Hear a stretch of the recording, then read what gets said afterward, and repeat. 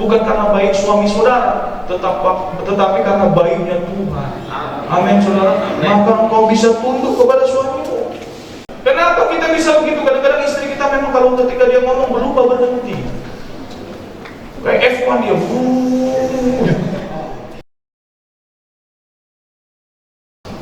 Kami sama-sama di training di tempat ini, ya. Dan memang agak susah iklannya Bapak Ibu. Iklannya sih mati demi Kristus. Memang kalau dia enggak dipanggil atau memang kalau agak kurang dikit, memang susah. Tapi itulah sekolah ini. Dan sekolah ini sudah 27 tahun. Ya, tahun 1998 dimulai Dr. Kanto Bank. Dan kita sudah yang tahu angkatan baru ini sudah ada 5 di sini. Dan Tony, saudara kita Tony lagi di Kalimantan, dia sedang jemput beberapa siswa dari sana. Ya, kita doakan, ya target kita ada 30 siswa itu kita terima dalam nama Yesus, agar bisa kita kirim lagi ke ladang-ladang misi yang lain. Puji Tuhan. Hari ini khotbah saya buat kita semua, saya persiapkan ini. Kita baru saja melewati Januari, nah ini tanggal 1 Februari. Kita baru melewati, kayaknya saya pindah sini aja. Saya yakin di Januari kemarin kita banyak sekali resolusi, kita punya perencanaan, banyak hal-hal yang baru dan kita merasa hidup kita baru di bulan Januari. Nah, tetapi kadang-kadang pemahaman kita tentang yang baru ini berbeda. Maka saya kasih judul khotbah saya hari ini adalah Kainos. Nah, ini Divine Renewal. Artinya apa? Pembaharuan yang berasal daripada Tuhan. Nah, ini dia Kainos. Nanti kita akan sama-sama lihat apa itu artinya lebih dalam lagi. Saya akan baca dari satu ayat di Alkitab, Kolose 3 ayat 10, kita baca sama-sama ya. 1, 2, 3 ya.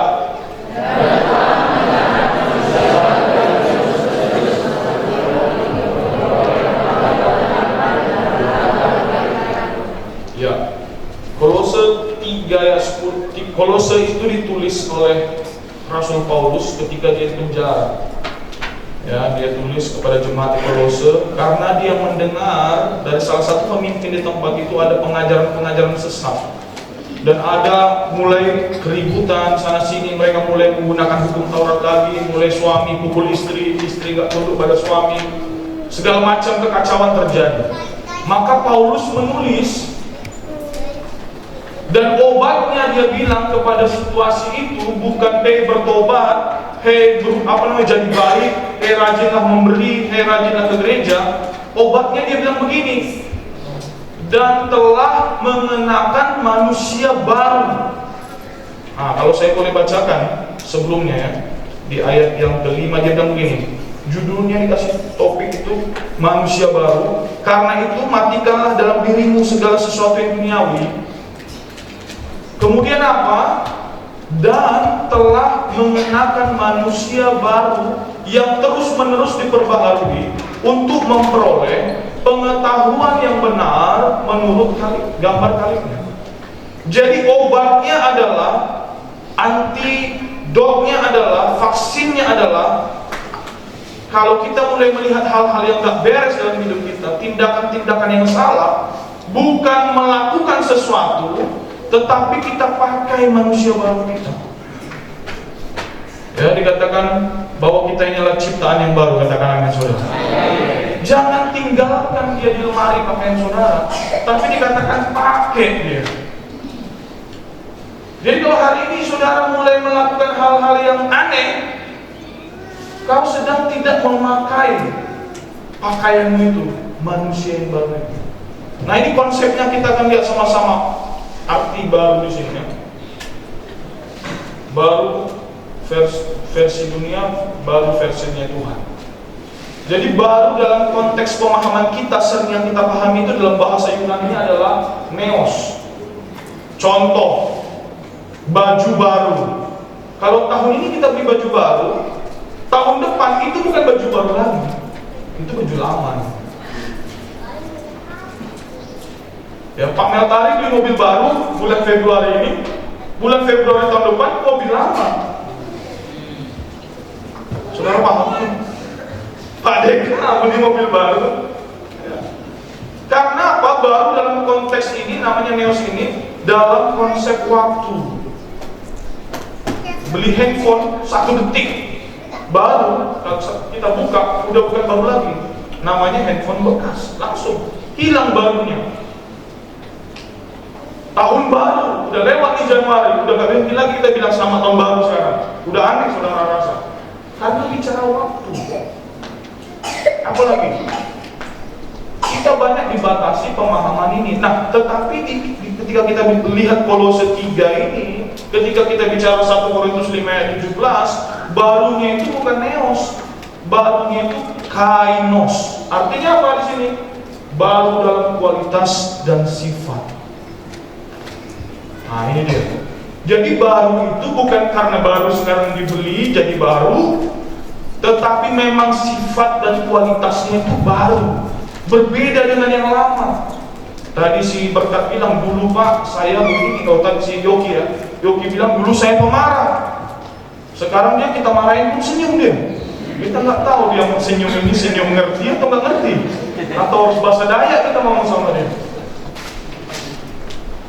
Ah, itu yang baru itu adalah kualitasnya. Itu dikatakan di Kolose 3 ayat 10 itu, kenakan itu, pakai itu. Kemarin kami pertemuan hamba-hamba Tuhan, Pak Ketua BPD kita ingatkan, itu tandanya. Jadi ketika kita lagi marah atas hal yang harusnya kita tidak marah, itu bukan itu diri kita, itu tanda kita sedang tidak pakai manusia baru kita. Ada amin saudara? Ketika di ruangan, saudara mungkin di kamar, mungkin agak dingin, karena saudara nggak pakai selimut. Pakai selimut saudara. Ada amin saudara? Jadi hari ini ketika dikatakan semua itu, kalau saya baca ya, kalau saya 3 saya bacakan saudara. Saya nggak taruh di sini. Jadi begini dia. Paulus dapat laporan dan dikatakan begini. Apa yang terjadi di Kolose dikatakan ini? Percabulan, kenajisan, hawa nafsu, nafsu jahat, keserakahan, penyembahan berhala. Ini semua ini. Mungkin saudara bilang, kami nggak menyembah berhala Pak. Berhala itu adalah sesuatu yang kita buat melebihi dari Tuhan. Kita habiskan waktu kita lebih daripada menghabiskan waktu dengan Tuhan. Itu berhala.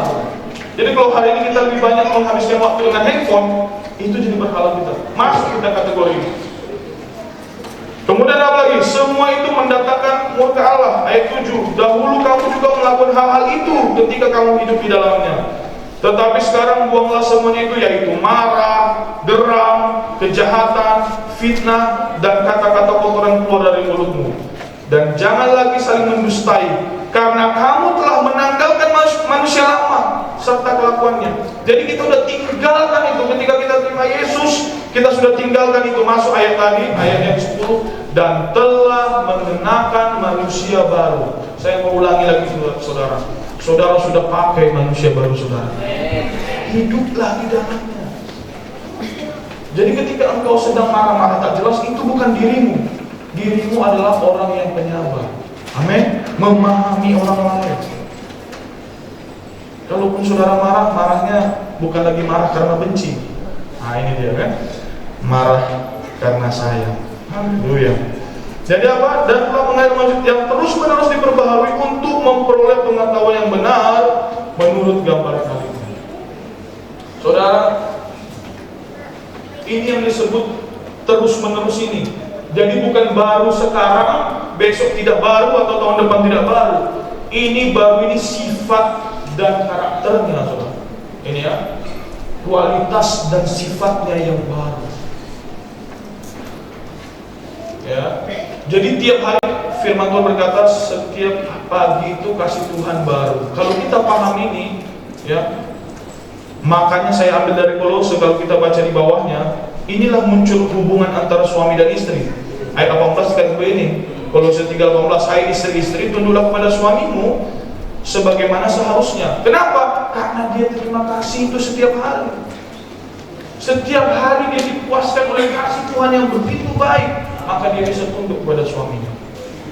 19, hai suami-suami, kasihlah istrimu dan janganlah berlaku bersikap kasar terhadap dia. Kenapa kita bisa begitu? Kadang-kadang istri kita memang kalau ketika dia ngomong berubah berhenti. Kayak F1 dia.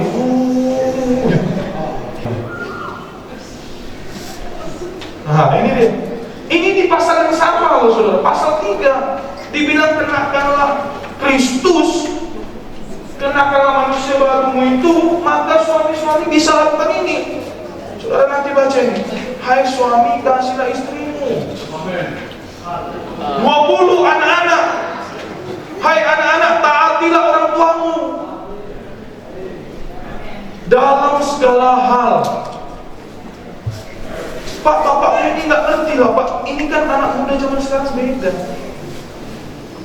Memang zaman bapakku dulu memang berbeda. Itu 30 tahun yang lalu, 40 tahun yang lalu. Sekarang Gen Z. Apalagi Gen Alpha. Udah banyak kali gen-gennya di sini. Terakhir Bu Genti ya. Enggak, di sini tetap. Ketika kita terima kasih Tuhan terus, maka anak-anak taatilah orang tuamu, karena itulah yang indah di mata Tuhan. Tak perlu aneh-aneh, aku mau mencari panggilan pula Pak Pendeta. Taati orang tuamu. Itu yang indah di mata Tuhan. Ada amin saudara? Anak-anak yang masih ada orang tuanya, ya, taati orang tuamu. 21, hai bapak-bapak. Nah ini juga, jangan suka-suka setelah anak kita tunduk kan. Hai bapak-bapak, janganlah sakiti hati anakmu, supaya jangan tawar hatinya, jangan patah semangatnya. Ini semua indah kalau kita kerjakan ketika kita pakai manusia baru kita. Haleluya. Ada amin saudara. Kita udah lewat ini Januari, masuk Februari, bulannya apa? Kalau orang dunia bilang bulan kasih sayang. Tapi kita nggak dalam Tuhan, setiap hari ada kasih sayang itu saudara. Amin saudara. Hai hamba-hamba, nah ini lagi, ada lagi ini kerjaan. Kita pasti punya pemimpin, kita pasti punya orang yang kita pimpin. Hai hamba-hamba, taatilah Tuhanmu yang di dunia ini dalam segala hal. Jangan hanya di hadapan mereka saja untuk menyenangkan mereka, melainkan dengan tulus hati karena takut akan Tuhan. Ya kan? Tadi berkat mungkin kan, lagi di mana, di Kabanjahe ada Pak Suranta. Oh baik, dia ada sampah diambil, gitarnya nggak disetel. Giliran nggak ada Pak Suranta, sampah tadi udah di tempat sampah ditendang lagi. Enak aja Pak Suranta, dia yang aku yang beres-beres. Mulai itu. Ya kan? Dibilang apa? Bukan hanya ketika ada mereka. Nah, ayat 23, apapun ini ayat apa lagi kan? Apapun yang kamu kerjakan, perbuatlah dengan segenap hatimu, seperti untuk Tuhan dan bukan untuk manusia. Kamu tahu bahwa dari Tuhanlah kamu akan menerima bagian. Nah ini dia. Bukan dari bosmu itu, tapi dari Tuhan. Jadi Tuhan itu, nah ini dia, kerjakan aja apa yang dipercayakan kepada kita. Nah nanti kita akan belajar lebih lagi nanti. Tapi yang pasti kenakan itu. Kalau udah ada banyak sekali hal, banyak sekali alasan untuk kita tidak tetap dalam yang kita lakukan, hal-hal biasa yang kita kerjakan. Kita mungkin kecewa dengan satu dengan yang lain. Tapi satu hal di sini, apapun yang kamu perbuat, berbuatlah dengan segenap hatimu seperti untuk Tuhan. Amin saudara. Selanjutnya, nah ini masalahnya apa? Nah ini kita udah kenakan manusia baru kita sudah dikatakan kita ciptaan baru. Masalahnya ini di Wahyu pasal 12 ayat 10 berkata begini. Kita baca sama-sama ya. 1, 2, 3 ya. Dan aku mendengar suara yang menyaring tiba keselamatan dan kuasa dan pemerintahan kita dan kekuasaan yang diulang kita, karena telah dilemparkan ke bawah.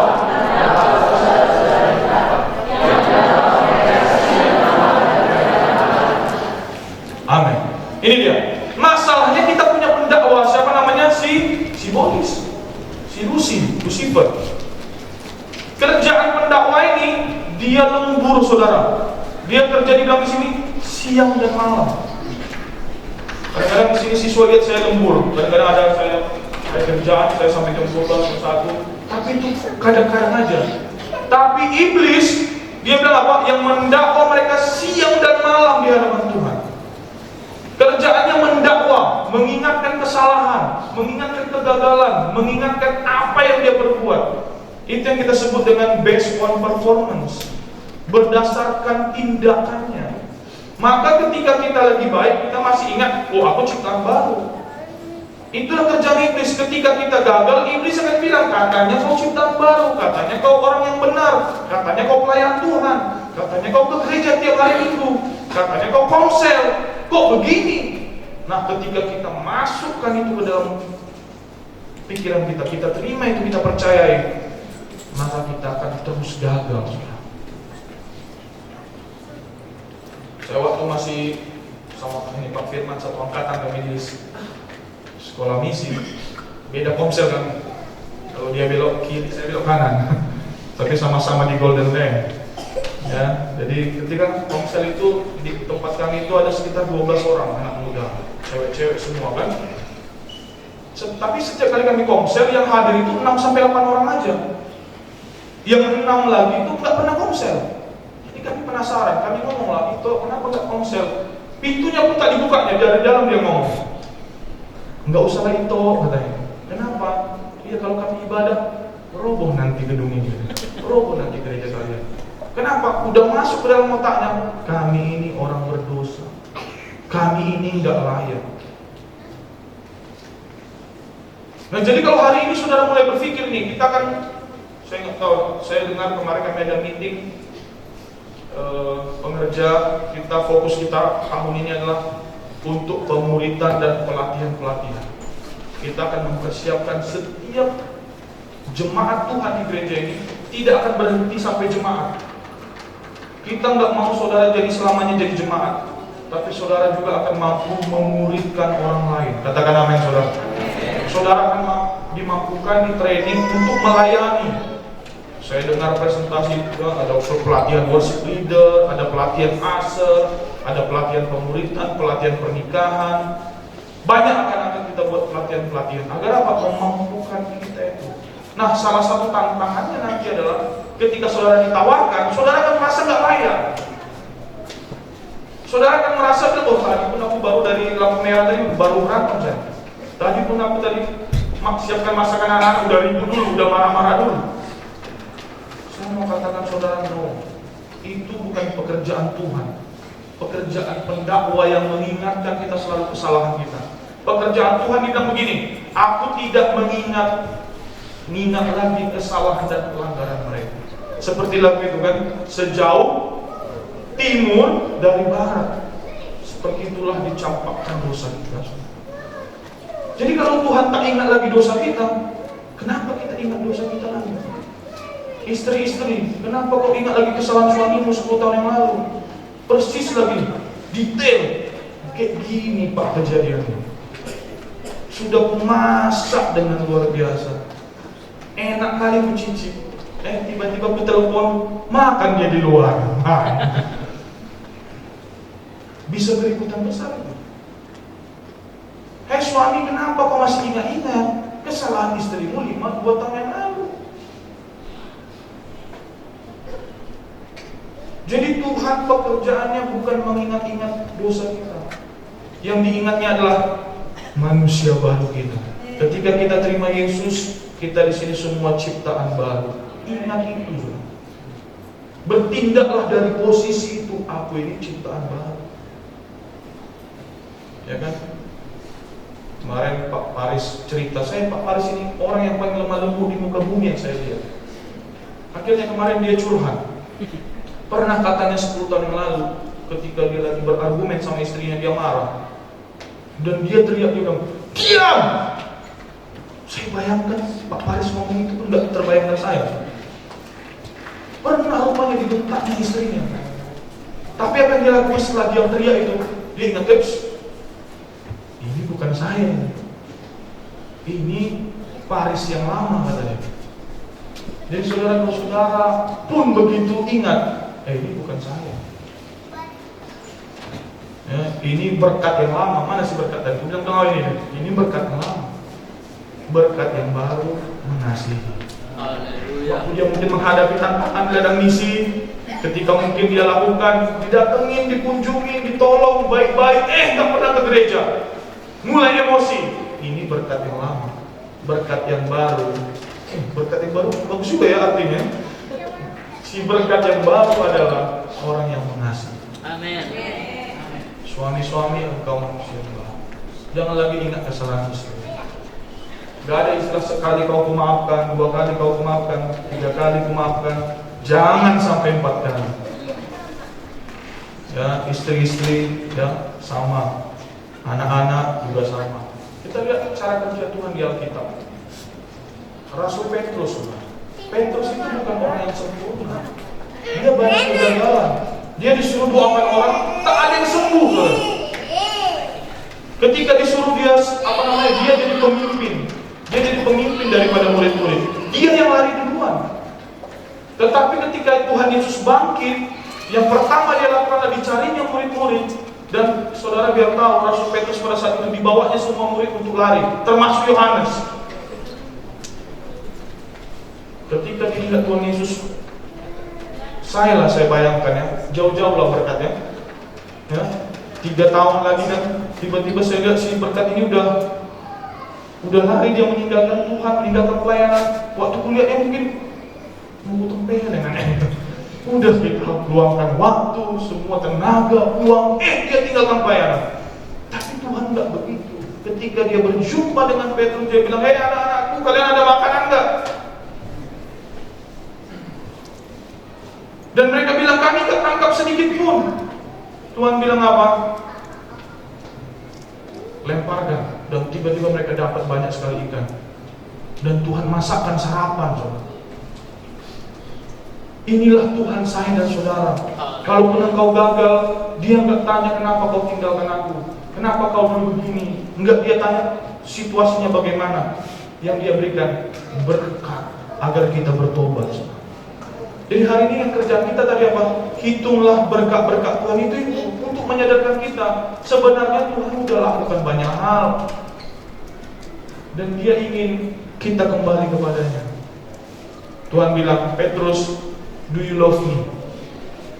3 kali. Ya saudara, hari ini Tuhan mau, kalaupun dia ketemu dengan saudara, dia nggak tanya kok kesalahan saudara. Dia rindu memberkati saudara. Terima itu dalam nama Yesus. Satu lagi saudara, Daud dan pahlawan-pahlawan. Mayoritas pahlawan-pahlawan Daud itu adalah orang-orang yang dia jumpai di Gua Adulam. Kami di BIU belajar tentang Adulam Stage. Adulam itu adalah tempat si Daud bersembunyi. Dan ada orang-orang yang berhutang, yang dikejar-kejar hutang, yang mereka sampah masyarakat. Mereka lari dan bersembunyi di Gua Adulam yang sama dengan Daud. Tak ada harapan. Masa depan mereka tidak jelas. Mereka dibenci oleh komunitas mereka. Tetapi mereka hadir bersama Daud. Daud adalah orang yang diurapi Tuhan. Dan menurut Mazmur Daud, dia bilang begini, walaupun orang tuaku, bapakku dan ibuku melupakan aku, tetapi Tuhan tak pernah melupakan aku. Itulah yang saya percaya mereka dia omongkan terus di tengah-tengah orang ini. Dia bilang apa? Tuhan adalah gembala kita, takkan kekurangan kita. Itu terus yang diajarinya. Mungkin orang mau memakan daging kita, tetapi Tuhan yang membela kita. Dia kasih tahu masalahnya, tetapi selalu di akhir, tetapi Tuhan. Ini perlu belajar kita saudara. Mungkin masalah itu besar. Mungkin tadi gunung-gunung tadi tak berpindah. Tapi harus kita jangan lupa, tetapi jangan stop di situ. Tetapi Tuhan sanggup memindahkan gunung. Tetapi Tuhan punya rencana yang luar biasa. Katakan amin saudara. Itu yang Daud lakukan, dan apa yang terjadi? Dari mereka inilah muncul pahlawan-pahlawan yang dahsyat. Itu yang Daud bilang, seandainya aku bisa minum dari sumur itu katanya. Tiba-tiba pahlawan itu maju, perang, menghadapi tentara yang melindungi sumur itu, dan kasih dia minum. Dia nggak perintah kalau, dia hanya bilang seandainya aku bisa minum dari situ. Kenapa? Karena mereka terus mendengar itu. Maka saudara, ya kita akan ada pelatihan training Komsel tanggal 21 Februari. Saya mendorong, kemarin saya dengar datanya banyak kita yang belum bergabung dalam Komsel. Di Komsel itu kita komunitas komunitas kita di mana kita saling menguatkan, saling ya seperti Daud tadi, ada mungkin masalah, tetapi Tuhan sanggup. Salah satu strategi iblis menyerang kita adalah membuat kita terpisah dari kumpulan. Kalau saudara lihat ada namanya National Geographic itu, kalau ada singa mengejar itu, ada mungkin gerombolan bison, gerombolan rusa yang gede-gede itu, yang mereka lakukan adalah dibikinnya terpisah dulu dari kerumunannya, baru diserang. Dibilang apa? Iblis itu seperti singa yang mengaum-ngaum. Jadi saudara, kalau saudara sudah mulai suka menyendiri, hati-hati saudara. Ya, kita harus kuat. Ya, ada istilah together better. Bersama itu lebih baik, katakan amin saudara. Jangan menjauhkan diri dari pertemuan-pertemuan. Ya, jadi bagi teman-teman, bapak ibu yang merasa juga aku pengen terlibat dalam Komsel, ikut. Ya, nanti ada pengumuman tentang pelatihan itu, ikut saudara. Kita udah undang jauh-jauh dari Medan, dan saya percaya kita udah doakan juga. Saya percaya itu akan memberkati kita semua. Selanjutnya siapa lagi saudara? Saya nggak buat di sini. Selanjutnya adalah di dalam Alkitab itu si Yohanes. Yohanes juga begitu. Dia nggak serta merta berubah jadi rasul yang hebat, yang melihat Tuhan, mendengar Tuhan, enggak. Proses semua. Tetapi yang mereka ingat adalah mereka adalah ciptaan yang baru. Kemudian salah satu yang kita pahami juga salah adalah kita membedakan rohani dan tidak rohani. Saudara merasa yang rohani itu kalau saudara datang ke gereja. Saudara merasa yang rohani itu kalau ibadah. Saya mau kasih tahu saudara, ini konsep salah ya. Makanya kita sering bilang hari Minggu, hari Minggu tobat, Senin sampai Sabtu humat. Ini itu tolak itu dalam nama Yesus saudara. Jadi setiap hari itu kudus, katakan amin saudara. Jadi saya temukan bahasa Ibraninya bekerja, bahasa Ibraninya melayani, bahasa Ibraninya ibadah, menyembah itu satu kata bukan? Bukan karena bahasa Ibrani ini dangkal, enggak. Bahasa Ibrani ini luas dan dalam. Tetapi Tuhan buat ini dengan satu tujuan, filosofinya dalam saudara. Bekerja, melayani, ibadah itu bahasa Ibraninya apa? Avoda. Kita sama-sama katakan avoda. 1, 2, 3 ya. Avoda.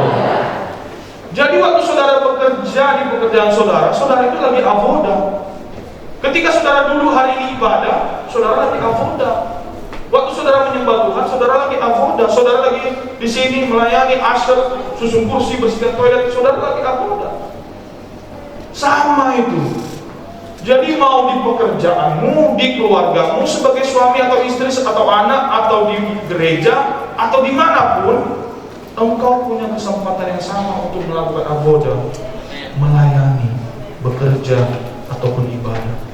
Itu maka tadi kembali ke Kolose tadi, dikatakan apapun juga yang kamu perbuat, perbuatlah dengan segenap hatimu.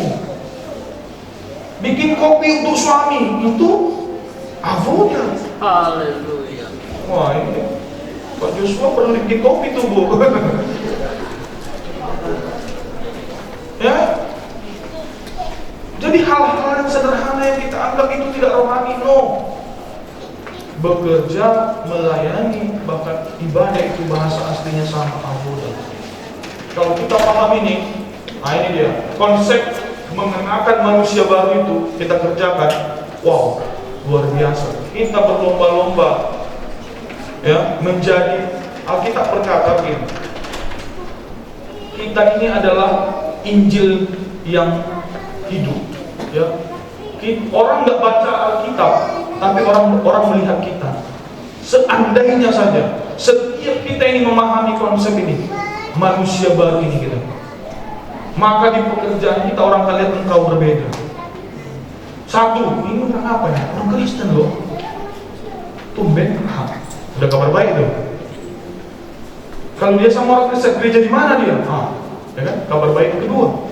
Saudara udah bisa bilang, saya gereja di Rosetti. konsep abode ini, saudara. Saya berdoa, saya berharap setiap kita memahami ini. Manusia baru itu bukan cuma di gereja, ditutupi oleh tembok-tembok ini, tetapi dalam setiap hari dalam kehidupan kita. Saya rindu, saudara, ketika kita ditanya, apa pelayananmu? Ditanya sama Bang Christian, ya pelayanan saya main drum di gereja, saya ketua pemuda, saya juga pelayanan di PT apa? PT apa? Hah? PT TDK. 3 pelayanannya. Pemain drum, ketua pemuda di PT TDK. Nah, sekarang tinggal bikin dalam kehidupan saudara masing-masing. Jadi pelayanan itu tidak tertutup oleh tembok-tembok ini. Mentari, pelayanan di PT. Nah itu udah ada Pak Supri, jangan ambil lagi PT Aloe. Jadi saudara, kita lihat, jadi dalam kehidupan sehari-hari kita. Dan Tuhan melayani Petrus tadi ketika mereka lagi kerja nangkap ikan. Nah ini dia. Jadi jangan langsung anti gitu. Jangan langsung anti. Kemarin saya lihat pemuda main futsal. Saya tanya, ada nggak yang diajar? Nah itu salah satu cara kita hilang modal. Ya kan? Ajak, kesempatan kita mengundang jiwa, mengundang orang baru. Mungkin dia nggak pernah ke gereja, mungkin dia merasa dia tak jelas juga dia agama apa. Mulai undang. Yang terakhir, jadi saudara, ketika kita bicara, tadi saya mulai kainos, ya, divine renewal. Itulah identitas saya dan saudara. Kita adalah ciptaan yang baru, yang dikasihi Bapa tanpa syarat. Kalau kita kan susah, saya pun dulu susah memahami, saudara. Kita selalu itu, kalau kau baik, saya baik, ya kan? Kalau kamu senyum, saya senyum. Tapi Tuhan tidak begitu. Bahkan kau tidak setia pun, aku tetap setia, kata Tuhan.